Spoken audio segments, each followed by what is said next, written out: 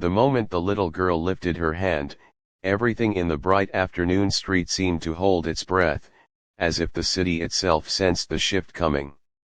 Sunlight bounced off shop windows and parked cars, children laughed somewhere in the distance, and a trained police dog walking calmly beside his handler suddenly froze, ears alert, eyes locked on the child.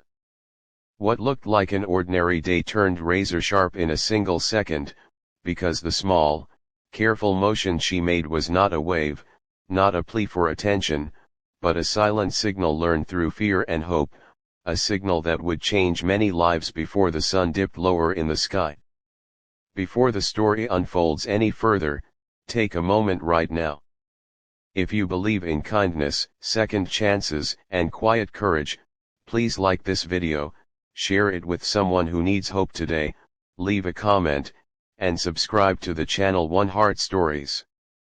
Your support keeps stories like this alive. The girl's name was Alina Mercer, 9 years old, thin as a reed, with a soft braid hanging over her shoulder and dust on her sneakers from walking too far in the heat. She stood outside a neighborhood grocery store, clutching a paper bag with bread and fruit, the kind of bag that left a faint oil stain on her dress. From the outside, she looked like any other child running an errand on a sunny afternoon.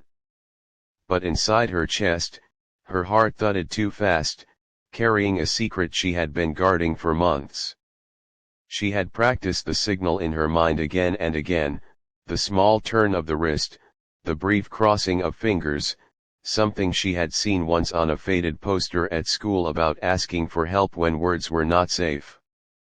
Across the sidewalk walked Officer Daniel Reyes, steady and unhurried, his uniform neat despite the heat. At his side was Caro, a German shepherd with a disciplined gait and intelligent eyes, trained to notice what humans missed. Daniel had spent years learning how to read people, but it was Caro who sensed the shift first. The dog slowed, muscles tightening, nose lifting slightly as Alina made the movement. It was subtle enough to escape busy adults, but not subtle enough for a dog trained to protect. Caro stopped completely, leaning forward just a fraction, a silent alert that sent a chill through Daniel's spine. Daniel followed the dog's gaze and saw the child's face, pale despite the sun, eyes too serious for her age. He noticed the way her shoulders were tight, the way she avoided looking back toward the narrow street behind the store. Daniel felt the familiar weight of responsibility settle in his chest. He had learned the hard way that danger did not always shout.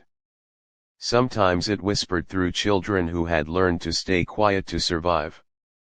He slowed his steps, letting the dog sit, creating space rather than fear, and watched carefully as Alina swallowed and stood very still.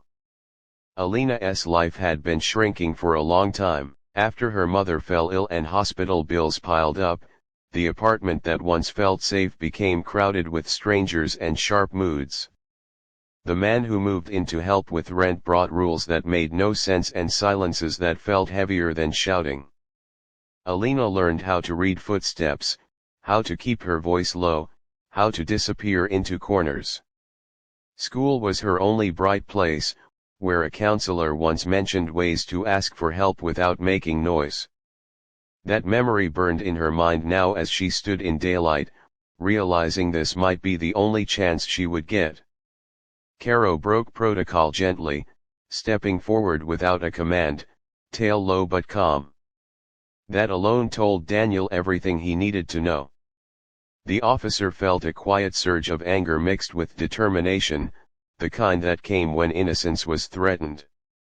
He knelt slowly, keeping his posture relaxed, letting the dog's presence speak safety. People passed by, unaware, sunlight glinting off windows, a delivery truck rumbling past. Yet in that small pocket of space, time seemed to stretch. Daniel's training told him not to rush, not to frighten the child back into silence. He noticed a faint bruise near Alina's wrist, half hidden by the paper bag. He noticed the way her eyes flicked toward the side street again. Caro sat squarely between Alina and that direction, a living barrier, his calm strength offering something she had not felt in a long time. Permission to breathe. What followed was not dramatic in the way movies make it seem. There were no loud confrontations in the street. There was patience, careful questions spoken softly, and the steady presence of a dog who refused to move away from the child's side. Backup arrived quietly. A social worker joined them. The bag of groceries was set down, forgotten. The sun continued to shine, as if insisting the world could still be bright even on days like this. By the time Alina was led to safety, the tension she had carried for months began to loosen, replaced by exhaustion and a fragile sense of relief. For the first time in a long while, she felt seen without having to explain herself. Caro walked beside her, head level with her shoulder, a silent guardian. Daniel watched her go, knowing that while he could not erase what she had endured, he had helped bend the story towards something better.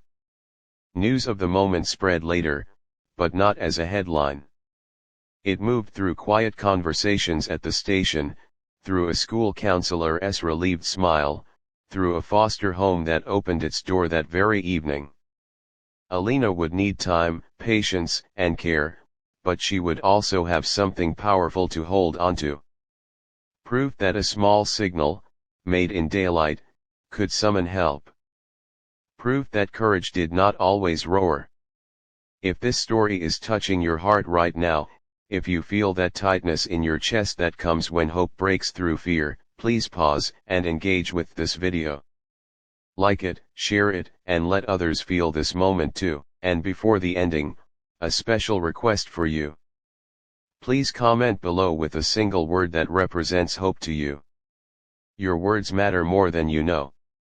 Years later, Alina would remember the warmth of the sun, the rough fur of a dog's back under her fingers, and the instant when everything changed because someone noticed. Not because she screamed, but because she dared to believe that kindness might answer a silent call.